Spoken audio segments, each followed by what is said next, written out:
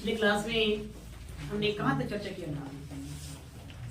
ज्ञान की प्राप्ति हो गई, गौतम बुद्ध है ना, सिद्धार्थ थे बुद्ध बने, तथागत बुद्ध, उनको सत्य की प्राप्ति हो गई, ज्ञान की प्राप्ति हो गई। उस वक्त हमने बताया था कि वह कहाँ जाएंगे जी? सबसे पहले वो सारनाथ पहुंचे थे। सारनाथ में अपने 5 ब्राह्मण साथियों को उपदेश दिए, वही उनका क्या था? प्रथम उपदेश था। यहाँ तक हम चर्चा किए थे। Yes sir. उसके बाद देखिए, जब उस सारनाथ गौतम बुद्ध पहुंचे और अपने 5 ब्राह्मण साथियों को ज्ञान देंगे, पहली बार उपदेश देंगे, वही उनका प्रथम उपदेश माना जाता है। उसके बाद वो अपने जीवन का 45 वर्ष उत्तर भारत के क्षेत्रों में घूम घूम कर प्रचार प्रसार करते रहेंगे। नहीं, कितने साल? 45 वर्ष घूम घूम कर प्रचार प्रसार करते रहेंगे। इस बीच वो कई जगहों पर जाएंगे। वो सारनाथ से अपने सफर की शुरुआत करेंगे, काशी जाएंगे, काशी से फिर सारनाथ, फिर उरुकवेला, फिर राजगीर, फिर अपने निवास स्थान जो जहां उनका जन्म हुआ था, कुशीनगर, लुम्बिनी है ना, वहां जाएंगे, कपिलवस्तु पहुंचेंगे, वैशाली भी जाएंगे, फिर उसके बाद मल्लो की राजधानी देखेंगे, मल्लो की राजधानी पावा में पहुंचेंगे, कुशीनारा पहुंचेंगे। तो विभिन्न स्थलों पर घूम घूम कर क्या करेंगे? उपदेश देंगे। तो कहां पर वो क्या बातें हुआ, जहां पर जिस स्थान पर कुछ विशेष घटनाएं घटेगी, जहां से या कुछ विशेष बातों का आपको, जहां कुछ विशेष बातें होंगी, उसी को आपको क्या करना है? ध्यान में रखना है। ऐसे इनसे जुड़ा हुआ बहुत सारी बातें, ठीक है। तो हम इसको अब लिखने का प्रयास करेंगे, उसी के माध्यम से आपको हम समझाते चलेंगे। आज समझना कौन, यहाँ फैक्ट खाली है, यहाँ समझने वाली बात नहीं है। कहाँ गए, क्या हुआ, बस खाली वही जानना है, ठीक है। बात समझ गए? यहाँ फैक्ट है, इसको आपको याद करना है, ध्यान में वो रखना हो। तो चलिए इसको लिखने का कार्य करेंगे। लिखिए, उससे आगे लिखेंगे। गौतम बुद्धे गौतम बुद्धे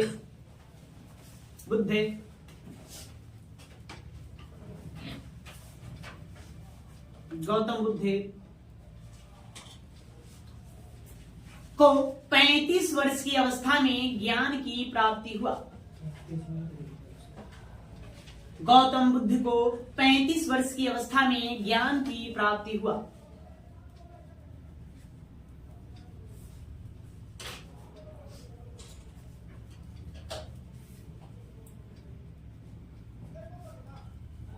वे अपने जीवन के 45 वर्षों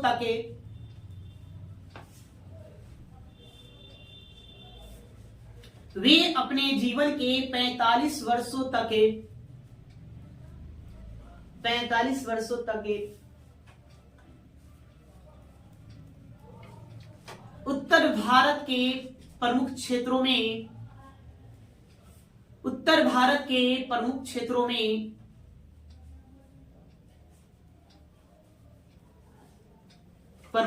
में घूम घूम कर बौद्ध मतों का प्रचार किया।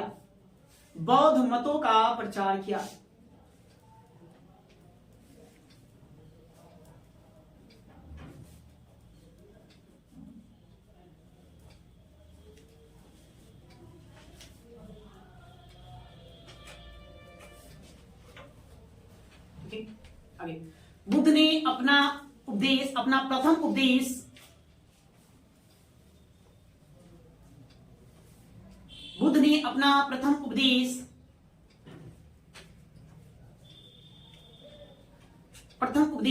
सारनाथ में तथा दूसरा उपदेश काशी में दिया था।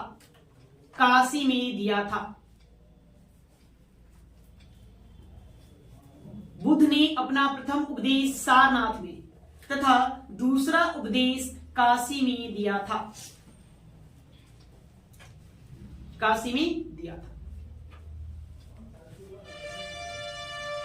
ठीक है, तो ये आपको याद करने वाली बातें हैं। तो प्रथम उपदेश तो आप सब लोग जानते हैं, कहां दिए थे? सारनाथ में देंगे अपने 5 ब्राह्मण साथियों को। तो दूसरा कहां देंगे? काशी में देंगे, वो ध्यान रखिए। देखिए, बुद्ध क्या करते थे कि वर्ष में 9 महीने घूम घूम कर बौद्ध धर्म का प्रचार करते, बौद्ध मतों का प्रचार करते, अपना उपदेश देते लोगों को। लेकिन वर्षा जब काल आता था, वर्षा ऋतु आता था, तो उस वर्षा ऋतु में वो विश्राम करते थे, किसी एक स्थान को क्या करते थे, विश्राम करते थे। यहां से आपको 2 तरह के प्रश्न पूछा जाएगा वर्षा काल से। प्रश्न आपसे पूछा जाएगा कि गौतम बुद्ध ने प्रथम वर्षा काल कहां व्यतीत किया। प्रथम वर्षा काल एक ज्ञान प्राप्ति के बाद, उसके बाद सर्वाधिक वर्षा काल कहां व्यतीत किया, माने कि वर्षा के ऋतु में, बरसात के मौसम में कहां पर आराम फरमाया। तो याद रखने वाली बात है कि बुद्ध ने अपना प्रथम वर्षा काल सारनाथ में ही व्यतीत किया, जहां पर क्या करेंगे, प्रथम उपदेश देंगे सारनाथ से। 3 बातें ध्यान में रखना। बुद्ध ने प्रथम उपदेश सारनाथ में दिया, प्रथम वर्षा काल सारनाथ में व्यतीत किया। अब है ना, बुद्ध ने बौद्ध संघ की स्थापना सारनाथ में किया। तो सारनाथ से कितनी बातें ध्यान रखना है, 3 बातें ध्यान रखना। अब यही सवाल रहा, तो सर्वाधिक वर्षा काल कहां व्यतीत करेंगे। तो सर्वाधिक वर्षा काल कोसल राज्य की राजधानी श्रावस्ती में व्यतीत करेंगे। कहां, श्रावस्ती। वही श्रावस्ती की पहचान आज वर्तमान में जो अयोध्या देख रहे हैं, अयोध्या के क्षेत्रों से ही की गई है। अयोध्या के जो क्षेत्र हैं वही श्रावस्ती हुआ करता था। ठीक है, तो लिखिए आगे, पॉइंट बना के उसको लॉक कर दो। आगे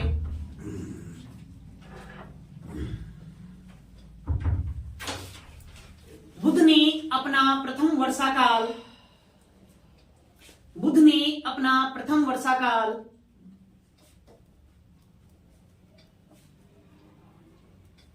बुद्ध ने अपना प्रथम वर्षा काल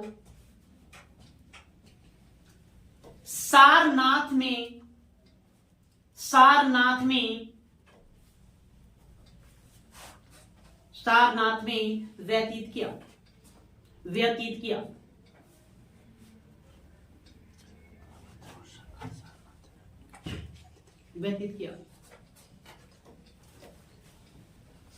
ठीक है, बुद्ध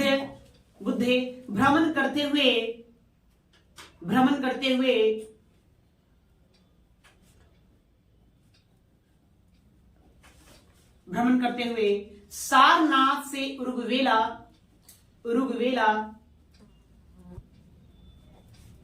और फिर राजगीर पहुंचे।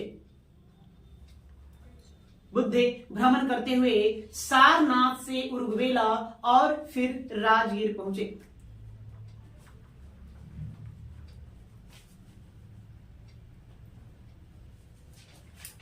सारनाथ से उरुग्वेला और फिर राजगीर पहुंचे।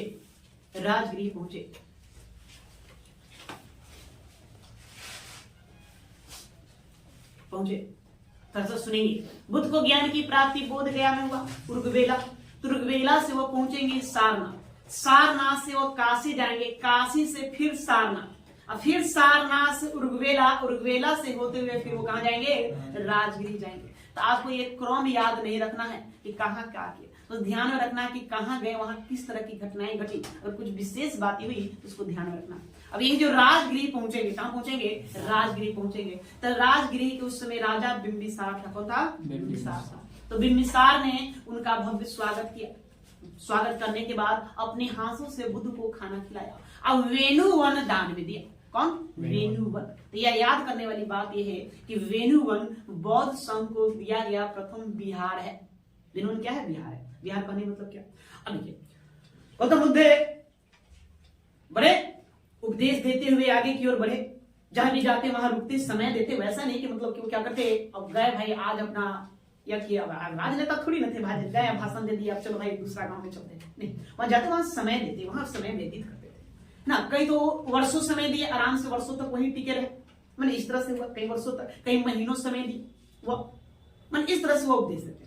तो राजगिरी पहुंचे थे, तो राजगिर में कौन मिले, बिंबिसार ने उनका भव्य स्वागत किया, अपने हाथों से खाना खिलाया और उनको एक बिहार बनाकर दिया।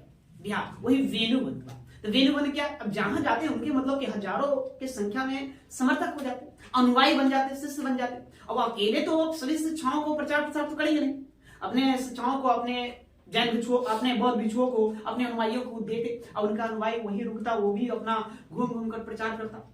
अब जो भी बौद्ध भिक्षु, उनका रहने के लिए एक स्थान चाहिए ना, उसी स्थान को हम क्या कहेंगे, विहार कहेंगे, जहां बौद्ध भिक्षु रहा करते थे। तो पहला जो विहार उनको दिया गया दान में, वो बिंबिसार के द्वारा दिया गया था। और कौन था? वेणुवन। और यही राजगिरी में उन्होंने अपना तीसरा और चौथा वर्षा काल व्यतीत किया। पहला वर्षा काल कहाँ? सारनाथ। हाँ, दूसरा वर्षा काल उनका उरुग्वेला में रुके। और तीसरा और चौथा वर्षा काल लगातार दोनों जो वर्षा काल है वो अपना राजगिरी में व्यतीत करेंगे। उसके बाद और आपको वर्षा काल या ध्यान में रखिए। वर्षा काल आपको ध्यान रखना है। पहला जो प्रश्न पूछा जाए तो उस पर आप फोकस करिए कि पहला वर्षा काल कहाँ व्यतीत किए? सारनाथ। और सबसे ज्यादा वर्षा काल कहाँ व्यतीत किए? तो श्रावस्ती। दो ध्यान में रखना है। बस समझ में आ गया? तो लिखो। देखिए राजगिरी में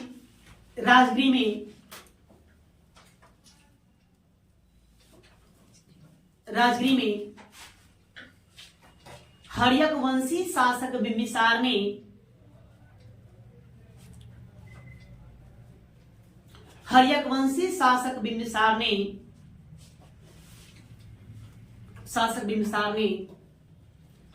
बुद्ध का स्वागत किया और अपने हाथों से भोजन कराया।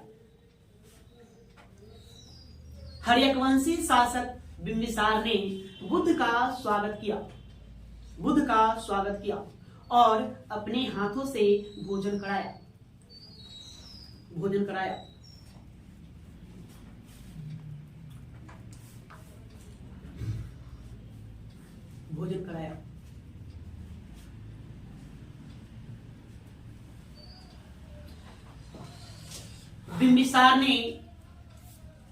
बिंबिसार ने गौतम बुद्ध को या महात्मा बुद्ध को वेणुवन मतलब बांस का बगीचा होता है। आप लोग गए होंगे राजगीर तो घूमे होंगे। वेणुवन विहार दान में दिया।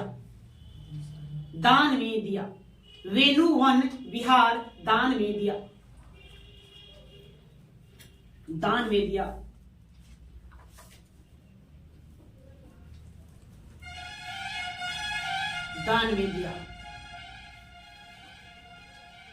वेणुवन प्रथम बौद्ध विहार था।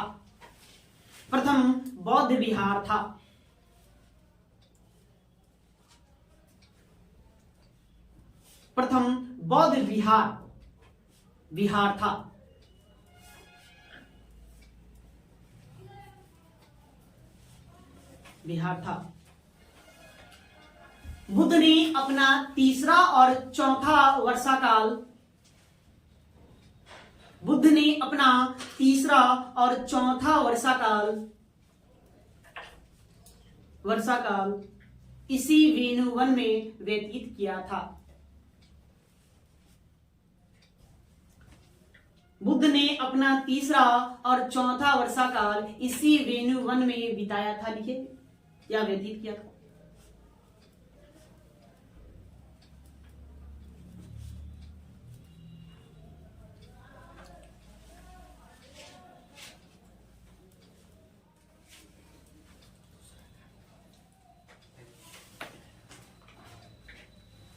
ठीक है, क्लियर है?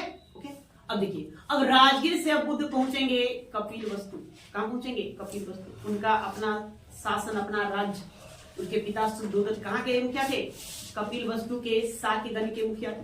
तो वो राजगीर के बाद कहां पहुंचेंगे? कपिलवस्तु पहुंचेंगे। और उसी कपिलवस्तु पहुंचने के बाद अपने परिवार को बौद्ध मत में दीक्षित करेंगे। सबसे पहले भाई तो घर गए तो पत्नी से झगड़ा हो गया। झगड़ा क्या होगा भाई? बुद्ध को ज्ञान की प्राप्ति। अभी झगड़ने वाले तो है नहीं। ये अहिंसा के मार्ग पर चले, सत्य और अहिंसा के मार्ग पर। अब कोई कितना गुस्सा करे, अभी तो ऊंची आवाज में बात करना वाले भी नहीं।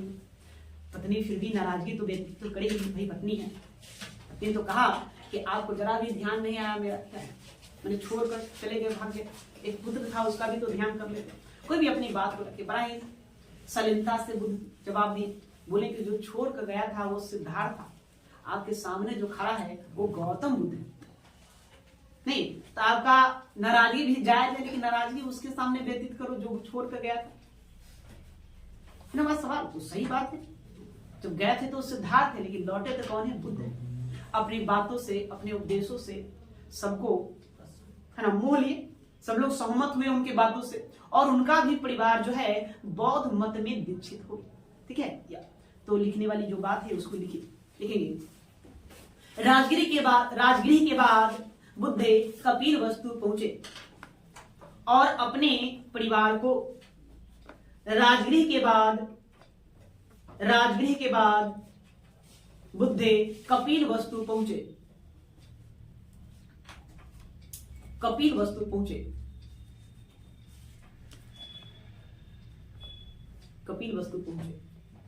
और अपने परिवार को बौद्ध मत में दीक्षित किया।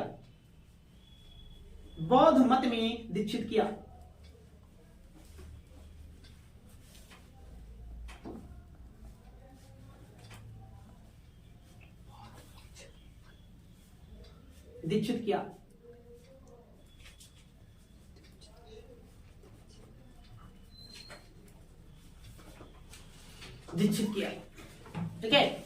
अब कपिल वस्तु में कुछ समय व्यतीत करेंगे, वहां रुकेंगे, जो भी उपदेश देना था लोगों को उपदेश दिए, और उसके बाद फिर वो राजगीर की ओर प्रस्थान करेगा। तो राजगीर जाने के क्रम में एक स्थान मिलेगा अनुपीय। राजगीर के ठीक पहले अनुपीय, इसी अनुपीय नामक स्थान पर वो विश्राम के लिए रुकेंगे। यहाँ पर यही विश्राम के लिए रुकते हैं। यहाँ पर ही एक राजा है ना, भद्रिक का यहाँ मुलाकात इनसे होगा। यहीं पर उपाली, यहीं पर है ना आनंद, और उनका एक चचेरा भाई था देवदत्त, वो सभी आकर इसी यही अनुपीय में आकर के इनसे गौतम बुद्ध से मिले। सबको वो बौद्ध धर्म में दीक्षित कर देंगे। और आनंद जो था, आनंद वो उनका प्रमुख सेवक बने, व्यक्तिगत सेवक बन गया। सब लोग मिलेंगे लेकिन आनंद क्या बनेगा, व्यक्तिगत सेवक बन जाएगा। यही तो कौन सा स्थान, अनुपीय। एक प्रश्न पूछा गया है कि आनंद पहली बार बुद्ध से कहां मिला था, अनुपीय में मिला था। ठीक है, लिखेंगे कपिल वस्तु से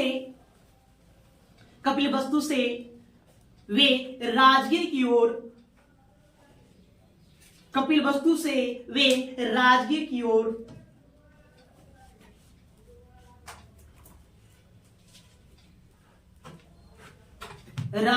ओर गए। राजगीर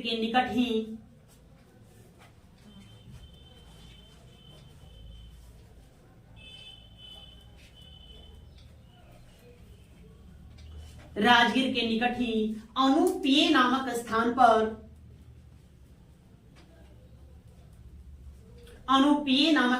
पर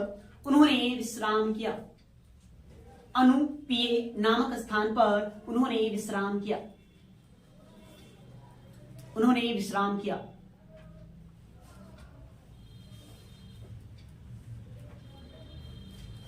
किया। इसी स्थान पर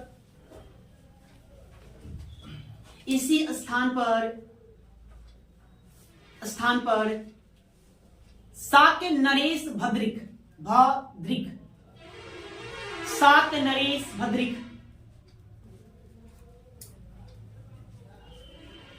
कौमा देना, उपाली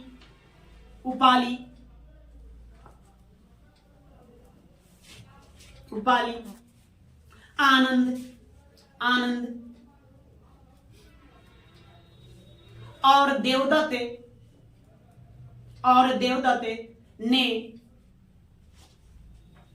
ने बुद्ध से मुलाकात किया।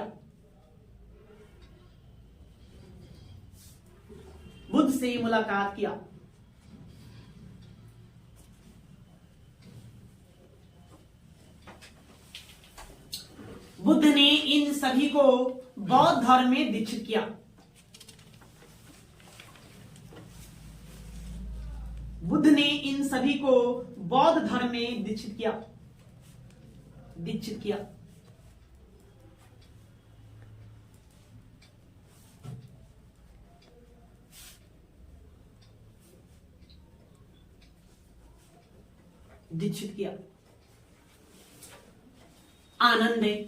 आनंद उनका व्यक्तिगत सेवक बना। हमने आपको बताया है कि गौतम बुद्ध के प्रिय शिष्य में किनका नाम लेंगे हम, आनंद का नाम लेंगे। उसके बाद कौन, उपाली।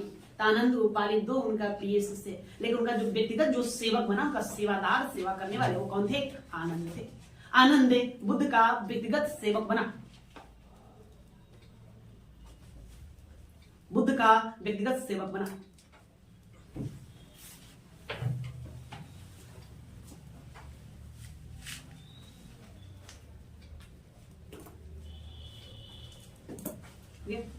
क्लियर बात समझ गए?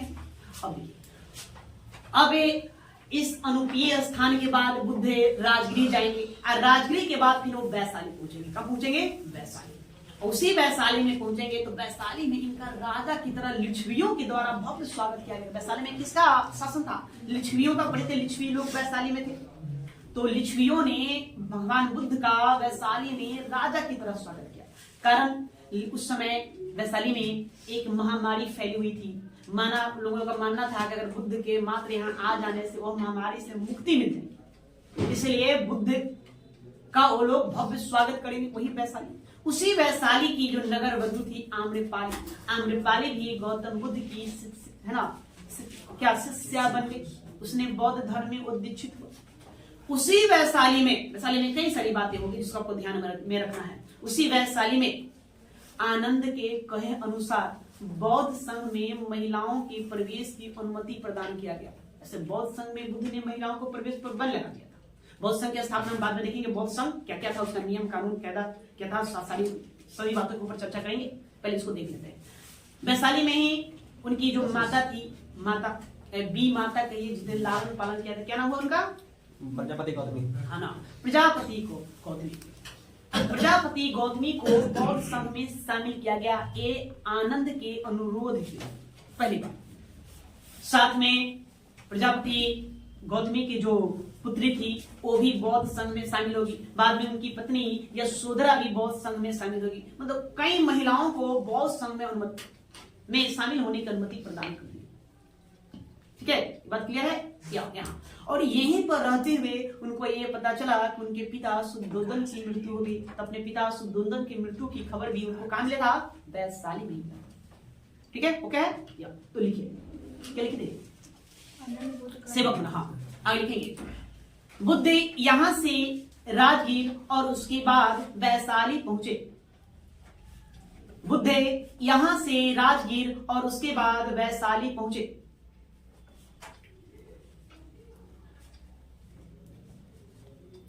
बुद्ध यहां से राजगीर और उसके बाद वैशाली पहुंचे।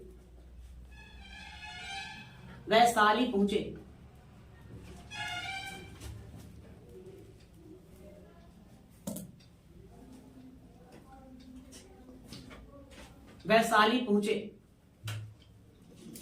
वैशाली में लिच्छवियों ने बुद्ध का राजा की तरह स्वागत किया। वैशाली में लिच्छवियों ने बुद्ध का राजा की तरह स्वागत किया। राजा की तरह स्वागत किया।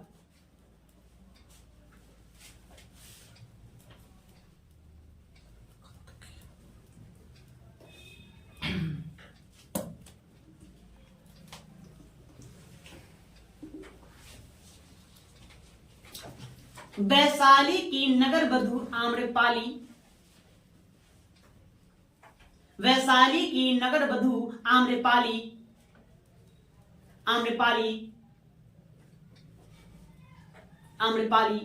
भी बौद्ध धर्म में दीक्षित हुई। बौद्ध धर्म में दीक्षित हुई। बौद्ध धर्म में दीक्षित हुई और बौद्ध संघ को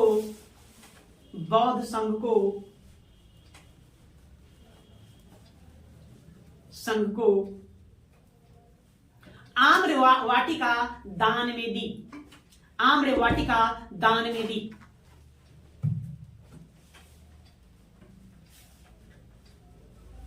आम्र वाटिका दान में दी।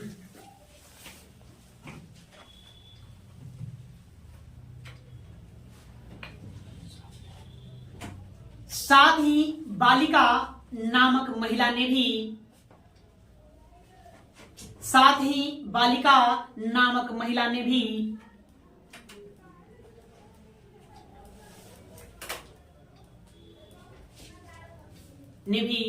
बालिका राम विहार, बालिका राम विहार दान में दी थी,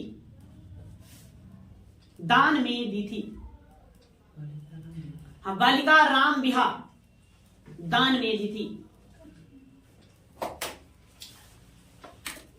एक स्थान मान लीजिए, ये सब क्या है, बिहार स्थान, जहां बौद्ध भिक्षुओं को रहने की क्या होती थी, व्यवस्था होती थी। यहाँ दो मिलेगा, एक आम्र वाटिका और कौन, बालिका राम विहार, दो यहाँ दान में मिलेगा। नहीं, लिखिए आगे। वैशाली में ही, वैशाली में ही, वैशाली में ही आनंद के अनुरोध पर, वैशाली में ही आनंद के अनुरोध पर, अनुरोध पर बुद्ध ने बौद्ध संघ में, बौद्ध संघ में महिलाओं के प्रवेश की अनुमति, वैशाली में ही आनंद के अनुरोध पर बुद्ध ने बौद्ध संघ में महिलाओं के प्रवेश की अनुमति प्रदान किया, अनुमति प्रदान किया।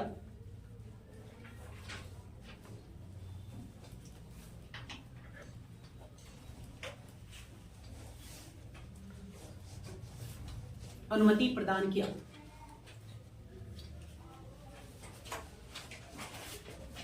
यही यही उनको, यही उनको अपने पिता शुद्धोदन, अपने पिता शुद्धोदन के मृत्यु का सूचना भी प्राप्त हुआ।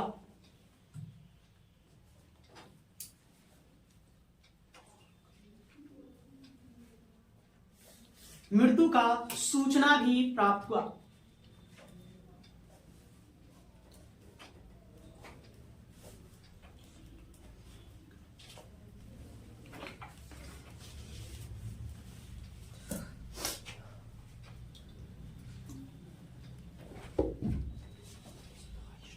सूचना भी प्राप्त हुआ। ठीक है, वैशाली में कहीं अच्छा खासा समय वहीं पर व्यतीत करेंगे, वैशाली में ही रहेंगे। उसके बाद आइए, उसके बाद अब देखिए, वैशाली के बाद वो पहुंचेंगे श्रावस्ती, और अन्य स्थानों पर से होते हुए गुजरते हुए कहां पहुंचेंगे, उस श्रावस्ती पहुंचेंगे। श्रावस्ती में कहा उस समय राजा थे प्रसेनजित। आप लोग कहानी सुने हैं, अंगुली माल डाकू, सुने ना 5 क्लास में, शायद हिंदी में या 4th में कहानी था, तोड़ो नहीं जोड़ो। नहीं, अंगुली माल डाकू से, अंगुली माल एक डाकू था, वो क्या करता था, सबको मार कर उसका एक अंगुली काट उसमें माला में फिर वो माला बना करके गले में डाल देता था। इससे उसका नाम अंगुली माला डाकू ना करके अंगुली माल डाकू है ना, अंगुलियों की माला पहनने वाला डाकू। तो बुद्ध उसको भी जैन बौद्ध धर्म में क्या करेंगे, दीक्षित करेंगे। और बुद्ध अपने जीवन का सर्वाधिक समय कहां व्यतीत करेंगे, श्रावस्ती में व्यतीत करेंगे। उसी श्रावस्ती में, या तो प्रश्न दो तरह के प्रश्न पूछ सकता है आपको कि बुद्ध ने अपने जीवन का सर्वाधिक समय कहां व्यतीत किया, तो श्रावस्ती में, या बुद्ध ने अपने जीवन का सर्वाधिक वर्षा काल कहां व्यतीत किया, तो कहां, श्रावस्ती। यहीं पर इनको जेतवन भी प्राप्त हुआ। लिखिए, बुद्ध बौद्ध धर्म का प्रचार करते हुए,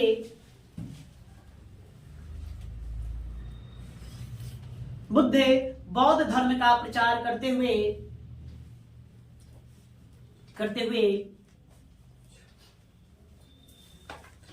कोसल राज्य की राजधानी श्रावस्ती पहुंचे, श्रावस्ती पहुंचे।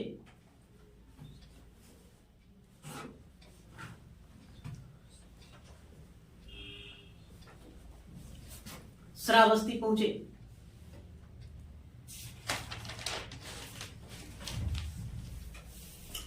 बौद्ध धर्म का सर्वाधिक प्रचार,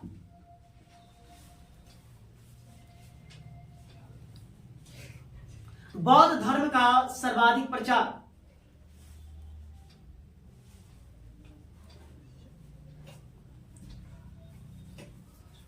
सर्वाधिक प्रचार।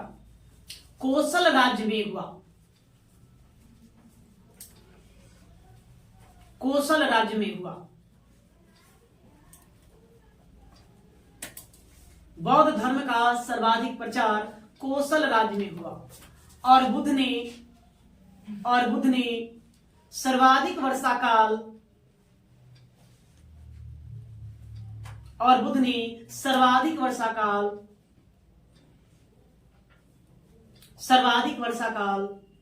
कोसल की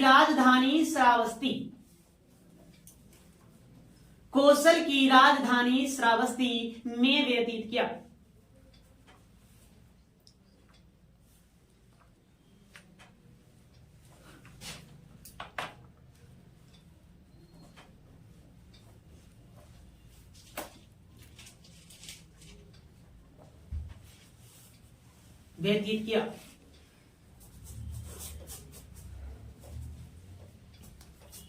बुद्ध के सर्वाधिक अनुयायी बुद्ध के सर्वाधिक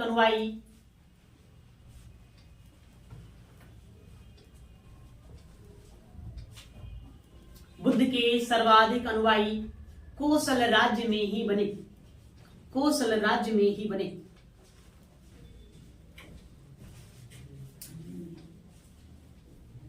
तो कोसल राज्य से आपको ध्यान रखने वाली बात है, सर्वाधिक बौद्ध धर्म का प्रचार किस राज्य में? कोसल राज्य। सर्वाधिक अनुयायी या शिष्य कहां बनेंगे? कोसल राज्य में बनेंगे। उन्होंने अपने जीवन का सर्वाधिक समय कहां व्यतीत किया? कोसल राज्य में ही व्यतीत किया, है ना। या वर्षा काल पूछे तो कोसल राज्य ना तो श्रावस्ती होगी ऑप्शन में, तो वहां उस पर आपको ध्यान रखने वाली बात समझ के। कोसल नरेश लिखिए उसमें आगे, कोसल नरेश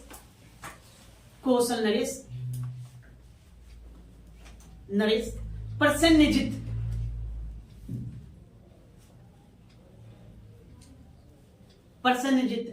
अपने परिवार के साथ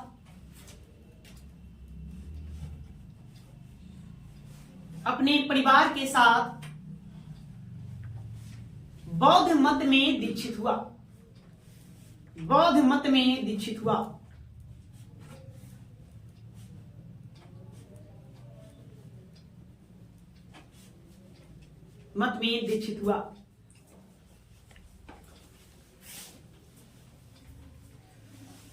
प्रसन्नजित ने बौद्ध भिक्षुओं के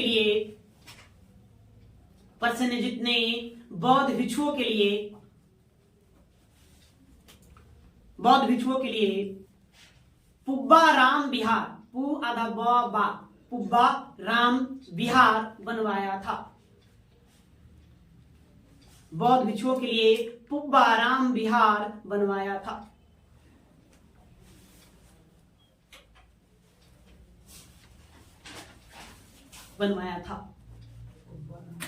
बिहार बनवाया था।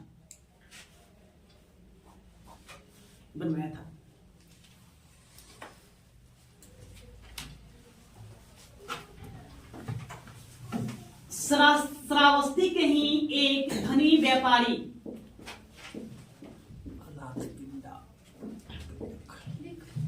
लिखेंगे, श्रावस्ती के ही एक धनी व्यापारी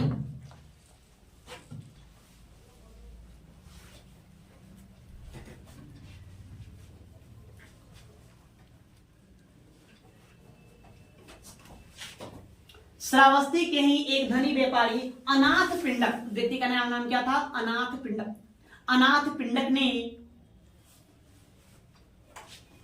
पिंडक ने बुद्ध को जेतवन दान में दिया था। जेतवन दान में दिया था।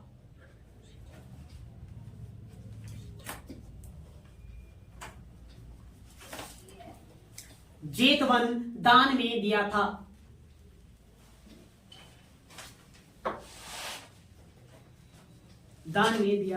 जिसका उल्लेख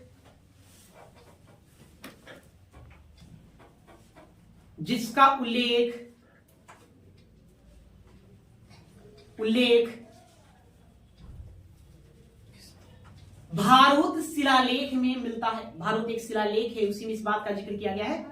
भारहूत जिसका उल्लेख भारहूत शिलालेख में मिलता है। हाँ, भारत का स्तूप भी है तो वही शिलालेख भी है। स्तूप पर ना बात लिखा गया है, उसी बल में एक पट है, उसी उसको शिलालेख कहेंगे, उसी में इस बात को जिक्र किया गया। भारहूत शिलालेख में किया गया है।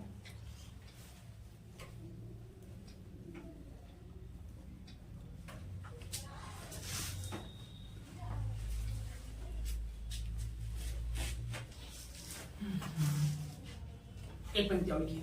श्रावस्ती में ही श्रावस्ती में ही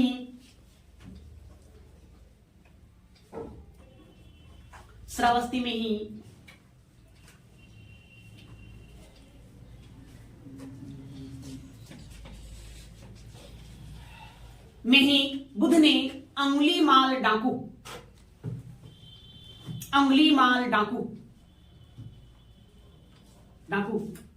को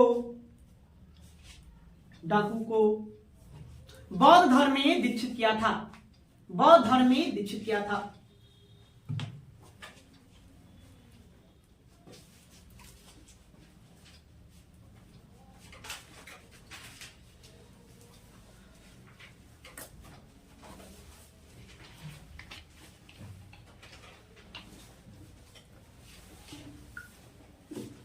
हो गया।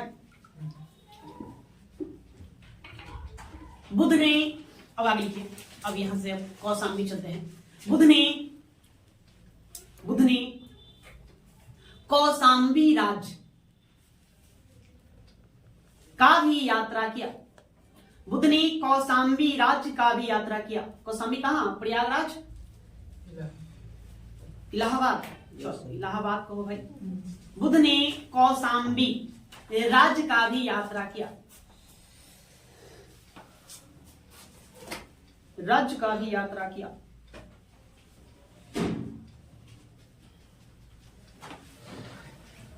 वत्सराज उद्यान ने, लिखेंगे वत्सराज उद्यान है ना। कौशाम्बी किसकी राजधानी? वत्स की राजधानी। और उस समय यहाँ वत्स का राजा कौन था? उद्यान था, आपको बताए थे नहीं? तो जब जाएंगे तो वत्सराज उद्यान उनको घोषित विहार दान में देगा। एक ध्यान में रखने वाली बात है। वत्सराज उद्यान ने बुद्ध को घोषित राम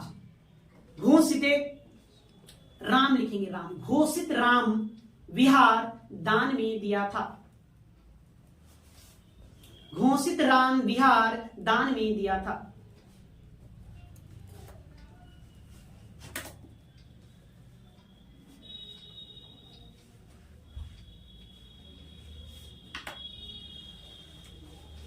एक उद्यान पहले जैन धर्म का मत हुई।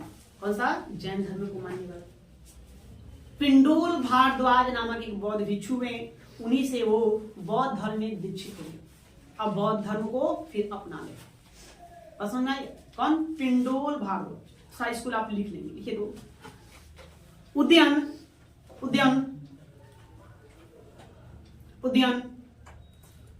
बौद्ध भिक्षु पिंडोल भारद्वाज, पिंडोल भारद्वाज, उद्यान पिंडोल भारद्वाज से प्रभावित होकर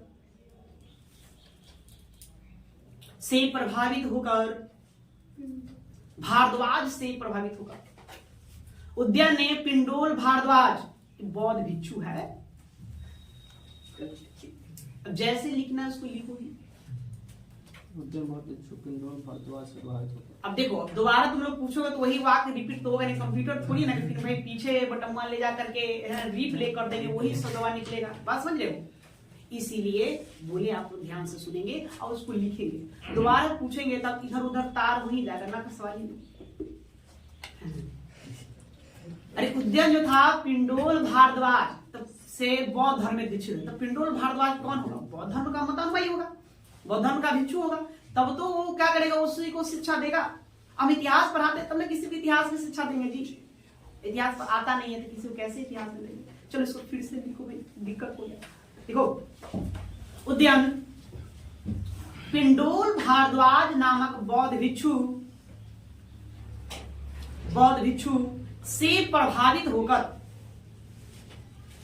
से प्रभावित होकर बौद्ध धर्म ग्रहण किया। बौद्ध धर्म ग्रहण किया।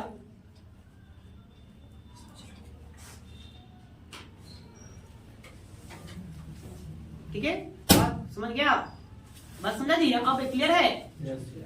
अब देखिए, यहां से बुद्ध के पास संदेश आता है। नहीं, चंड प्रदोत बताइए कहां का शासक है? अवंती का शासक है। तो अवंती से संदेश आता है चंड प्रदोत का, है ना। तो अवंती राज्य में भी बुद्ध जी का स्वागत किया जाना था। उनको बुलाया गया कि आप इस राज्य का भी भ्रमण करेंगे। लेकिन इनकी आयु काफी हो चुकी थी।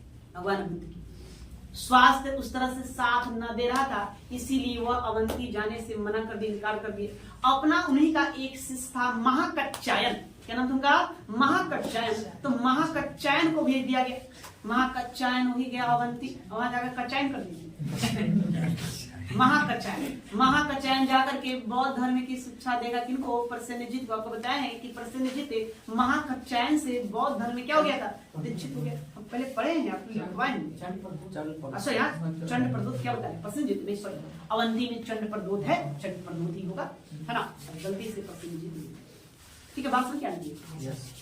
तो चंड प्रदोत जो था, अपने बुद्ध वहां नहीं गए। कौन गया? महाकच्चायन गया और चंड प्रदोत को बौद्ध धर्म में क्या कर दिया? दीक्षित कर दिया। इसकी चर्चा हम ऑलरेडी कर चुके हैं। अब वो देखिए, भगवान बुद्ध अपना उतने सालों से घूमकर प्रचार प्रसार करते हुए उनकी अवस्था भी हो गई थी। वो अंतिम रूप से अब पहुंचेंगे मल्लों की राजधानी। कहाँ? पावा। कहाँ पहुंचेंगे? पावा। वहीं पावा के बाद वो कुशीनारा जाएंगे, कुशीनारा जाएंगे। कुशीनारा में उनका क्या हो जाएगा? निर्वाण हो जाएगा। वो महानिर्वाण को वहां प्राप्त कर लेंगे, मृत्यु को प्राप्त कर लेंगे। ठीक है, तो लिखो आगे। देखिए, तो बुद्ध मल्लों की राजधानी पावा पहुंचे। बुद्ध मल्लों की राजधानी पावा पहुंचे। समय हो गया क्या जी? कोई बात नहीं, चलो थोड़ा सा है खींचो उसको। बुद्ध मल्लों की राजधानी पावा पहुंचे, जहां वे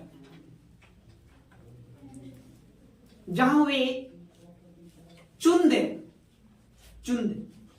नामक लुहार की आम्र वाटिका में रुके। कहीं आप पुस्तक में पढ़ेंगे तो चुंद को सुनार बताया गया है। ठीक है, तो चुंद नामक लुहार की आम्र वाटिका में रुके। आम्र वाटिका में रुके। चुंद ने बुद्ध को भोजन करवाया था।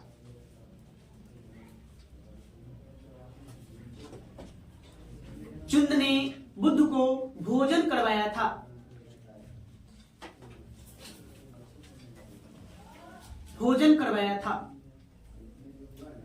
जिसके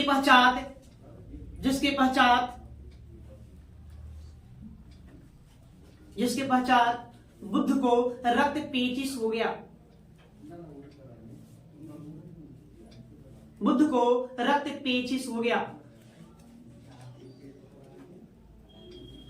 रक्त पेचिश हो गया। वे दर्द से कहारते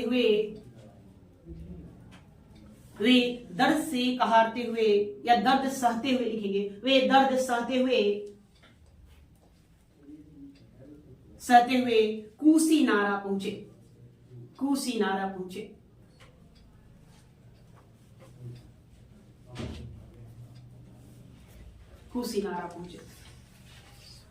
यह थोड़ा सा सुनेंगे। देखिए, पुस्तक है ना, दीपवंश, महादीपवंश। उसमें लिखा गया है कि बुद्ध जब मल्लों की राजधानी पावा पहुंचे थे, उनको एक चुंद नामक जो लुहार था उनको भोजन कराया। तो भोजन में उनको भोजन का नाम जिक्र देता है शुक्र भद्दव। और पता नहीं क्या है, उसके बारे में दो तरह की बातें कहा जाता है, आप उसको ध्यान देते ना। भोजन करने के बाद उनको पेट में पीड़ा हो गया, न कहा जाए उनको रक्त पेचिश हो गया, है ना। दर्द सहते हुए वो क्या किए, उससे पावा को छोड़कर आगे की ओर बढ़े। उत्तर प्रदेश में जाएंगे तो कुशीनारा पहुंच गए। और ऐसा उन्होंने इसलिए किया ताकि लोग उस व्यक्ति को दोष न दे।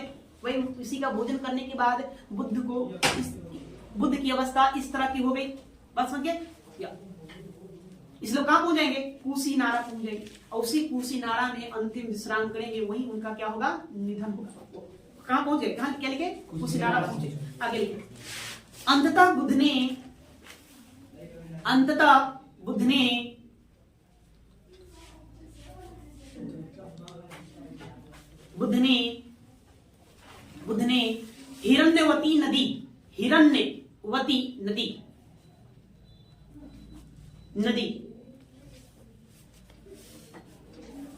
हिरण्यवती नदी के तट पर मल्लों के सालवन में अंतिम विश्राम किया।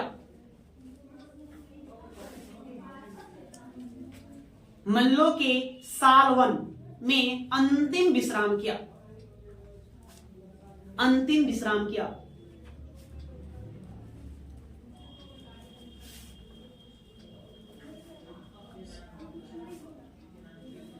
इसी वन में उन्होंने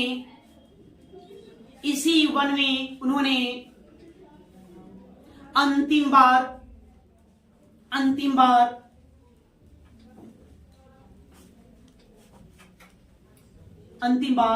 सुभच्छ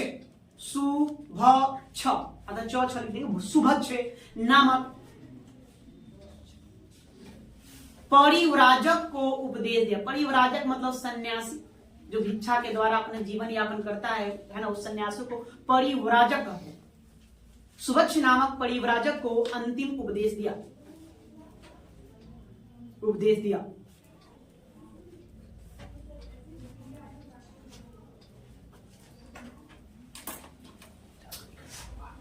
आगे साल वन में ही 483 ईसा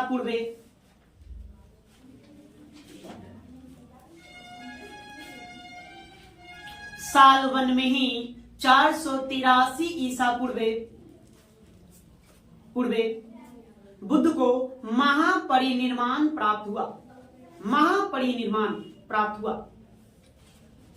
साल वन में ही 483 ईसा पूर्वे बुद्ध को महापरिनिर्वाण प्राप्त हुआ।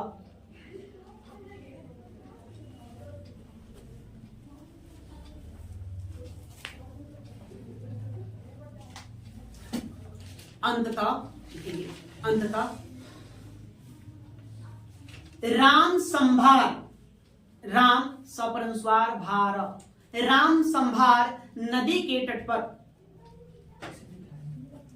राम संभार नामक नदी के तट पर, नदी है यहाँ नदी का जिक्र मिलता है। राम संभार नामक नदी के तट पर बुद्ध का दाह संस्कार किया गया।